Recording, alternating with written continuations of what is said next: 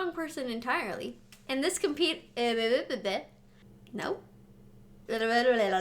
Why is that hard to say right now? Because why can't I speak today? It'd help if I could words. Hey fellow fiction fanatics, I'm Chase. Welcome back to my channel. Today I'm doing my monthly wrap-up for February. So in February I was able to read 4 books, so let's get into it. The first book I was able to read was Crown of Oblivion by Julie Eschbach. So Astrid is the surrogate to the princess, which basically means that she takes any physical punishment in the princess's stead. After a tragic event, she decides that she's going to join the race of Oblivion.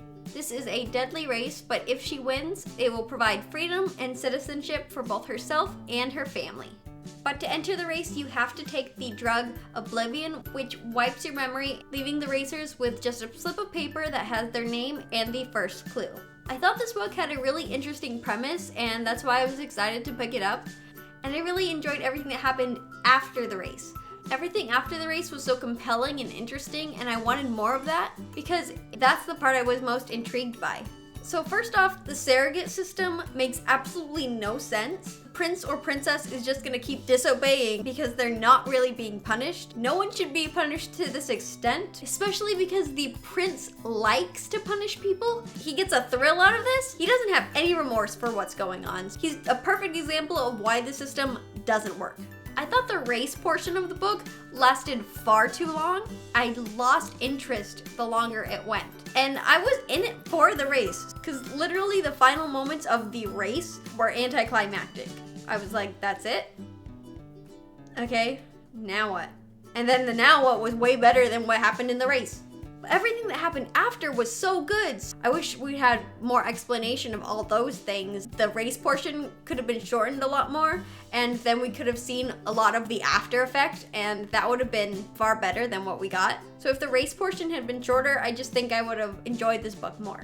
So overall, I gave this book 3.5 stars, and this completed my coordinates challenge. The second book I read this month was You Should See Me in a Crown by Leah Johnson. So Liz can't wait to go to college, but when the scholarship that she's relying on falls through, she really doesn't know what to do next. But in her small town, prom is a major deal. And if you win, a scholarship is actually included. So with the encouragement of her brother, Liz decides to join. But things get even more complicated when she starts to fall for the new girl who's also running for prom queen. I absolutely loved the characters and the relationships in this book. I especially loved seeing the sibling relationship between Robbie and Liz. It was just so sweet and I loved getting to know them more. At first, I really didn't like Jordan, but as the story progressed, he really started to grow on me and I did like him a lot by the end. Mac was definitely one of my favorite characters. I loved her personality. I thought she was so fun. And Liz and Mac's relationship was adorable. And their first date was spectacular. There were also several plot twists that I didn't see coming, but that I really enjoyed. This was such a sweet story about being comfortable with who you are and rising to the occasion. And one of my favorite quotes from this book was, "I was born royalty. All I had to do was pick up my crown." So as you can probably tell, I gave this book 5 stars.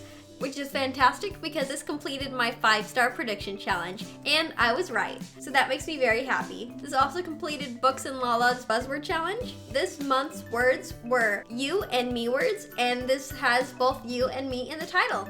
The third book I read this month was Black Enough by a number of different authors and edited by E.B. Zaboy. So this is an anthology collection of contemporary fiction, all written by Black authors. There were several stories that I liked, and others that I didn't like as much, but I did write down several quotes that I really enjoyed. For the stories that I liked, I really loved them, but then other stories I was like, that's it? That's really gonna happen with any anthology, because it's very hard to like every single story within the book. So for this reason, I gave this book 3.5 stars.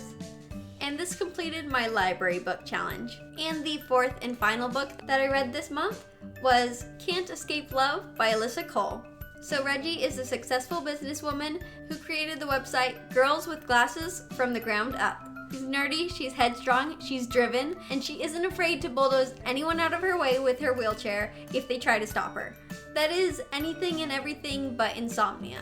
Gus, on the other hand, is a calm, overly logical puzzle solver enthusiast who is tasked with building an escape room for a romance anime, something he knows absolutely nothing about.